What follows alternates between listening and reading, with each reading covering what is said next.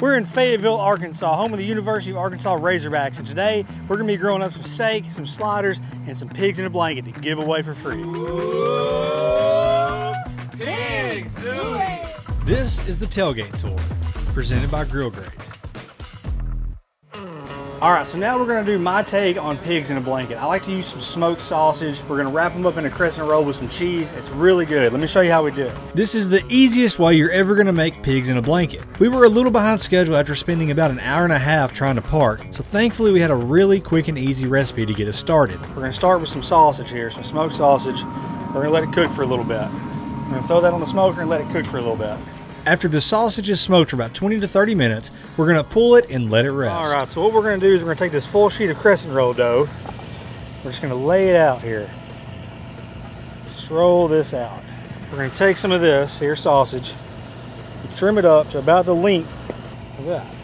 Now we're just going to take the crescent roll dough, just roll it over, just like that. You can also go the old school route here and wrap each bit individually, but we're going for quick and easy on this recipe. It's good, just like that. It's the easiest way to do it. Then once it cooks, we're going to slice it into bite-sized pieces. Let's put this in a smoker or oven at 375 degrees and cook it for about 10 to 15 minutes, or until the dough is cooked through. Now we're just going to slice it up. These are so good and very simple to make. Pair it with a good honey mustard sauce and you've got an easy appetizer to get things going. Now it's time for the tomahawk. First thing we need to do is get it in a 2-gallon Ziploc bag so we can marinate it for about an hour or two in Allegro Original Marinade. Be careful when you're sealing it up. Anytime you have a bone, you run the risk of poking a hole in the bag. All right, now that we've got it ready to go in the cooler, we're going to put it here in the Orca. That's going to keep it cold until it's time to start cooking it. The good thing about this is we don't have to worry about any food safety issues because this thing keeps ice for so long. We're going to be doing a reverse sear on these steaks. We're smoking this at 275 degrees over cowboy applewood and charcoal pellets. Now that this is heating up, we're going to remove the steak from the marinade. Now we want to season it with Crove beef rub, and don't be shy with this. This cut is so thick so it's going to be difficult to over season it. I recommend seasoning it about 20 minutes before it goes on the pit. Be sure that every side of this steak is well covered, and then we're going to toss it on the pit at 275 degrees. Then we're going to stick a probe in it to monitor the temperature during the cook.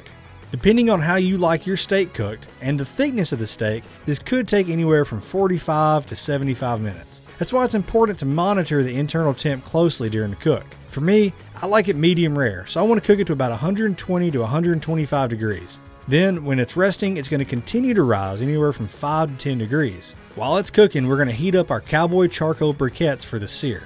Get those hot and get the grill grates warmed up. All right, so now we got these grill grates. They're popping hot. All we got to do is just finish this tomahawk off. I mean, look at that. This thing is beautiful. We're going to lay the steaks over the grill grates at an angle and then baste it with some garlic butter. We just melted butter and added in our beef rub, which has a lot of garlic in it. Cook these for 45 to 60 seconds and then turn at 90 degrees. Then just sear it for another 45 to 60 seconds, flip them over, and repeat that process. All right, so here's the final product. Look at that. Now I am going to let it finish real quick on the side just to sear some of that fat off, but this thing is good to go. We just need to let it rest for about 15 minutes and slice into it. All right, so we got 2 tomahawk steaks here. This one's a little bit more medium. I figure we have to have a little bit of variance, so it's rested for about 10 minutes. Let's go ahead and cut it up. With a steak like this, I like to remove the ribeye cap. It's the top muscle that runs around the bulk of the ribeye. Today I'm just going to slice that into bite-sized pieces for samples, but the ribeye cap is my favorite cut of beef. After that, we're going to slice the rest of this up into bite-sized pieces. Anytime we slice our meat open and expose the inside, we're going to want to season that. That gives us an even level of seasoning throughout the meat, not just on the edge. Now, all that's left to do is try it for ourselves. Amazing. All right, Jackson, that's the end of it. You can cut the camera. Turn it off, turn it off. Sliders are one of the best things to do for a tailgate. It's easy to pass out. They're small portions. You can really put anything on a slider. So let's show you how we can do some chicken bacon ranch sliders. And I have a feeling it's going to go over really well. We have our chicken breasts laid out and we're going to season them very generously with Crove poultry rub. Be sure to season both sides of the chicken. Just like last week in New Orleans, we're smoking these chicken breasts. That's going to give us a lot more flavor for this pulled chicken that's going to go on the sliders. We're going to lay them on the smoker at 275 degrees, and this is going to take about an hour. But we're not cooking for time, we're cooking for temperature. We're looking for 165 degrees internal. While that's smoking, we're going to start on the bacon. I have some thick cut bacon and we're going to cut it into little pieces, otherwise known as lardons, and that southern accent really shines with that word. Add this to a cold pan and let it set over medium heat. Cook that down and set it aside. Now that our chicken has reached 165 degrees internal, we're good to let it rest and start to shred it. All right, so our chicken has been smoked. It is completely cooked through. Now it's time to shred it, mix it with the bacon, and let's put it on some sliders. You can use forks, your hands, or you can use some meat claws like what I have here. If you're doing this at home, a kitchen stand mixer will shred a lot of chicken really quick. Once that's shredded, let's add in the bacon. And just like the steak, we're going to season this again now that the meat is exposed. Throw in some more poultry seasoning and mix this up really good. We have these King's Hawaiian slider rolls, and we're going to assemble them by starting with a good layer of homemade ranch. Then toss in that chicken and don't be shy about it. My only regret here is that I didn't add enough ranch. I should have added another scoop on top or even mixed it in the pan with the chicken, but just add a little bit more ranch here and then add on some cheddar cheese. Throw them in a 350 degree oven or smoker, just long enough to let the cheese melt and let the tops turn golden brown. Okay, so we've got some melted butter here. We're going to add the beef rub to it. Stir that up. That's what we're going to drizzle on top of these buns. These were unreal. Like I said before, we had a really tough time parking. There really weren't any tailgaters this far from the stadium, so we didn't have a ton of foot traffic. Luckily, a few fans did walk by so we could give them a couple of sliders.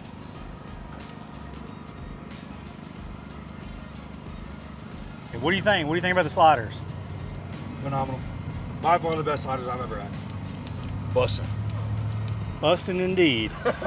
There was only one other tailgate in this parking lot, so we had to treat them to some food as well. We got Tomahawk Ribeyes and chicken bacon ranch sliders for y'all. Holy cow! I want the chicken. Here, she's the one who wants it, yeah. Thank you. Y'all enjoy it, absolutely, yeah. Pig zooey. Fayetteville is one of the most gorgeous campuses I've ever seen. The people were so friendly and the food was great. And we wouldn't have been able to give away all that food for free if it weren't for our sponsors.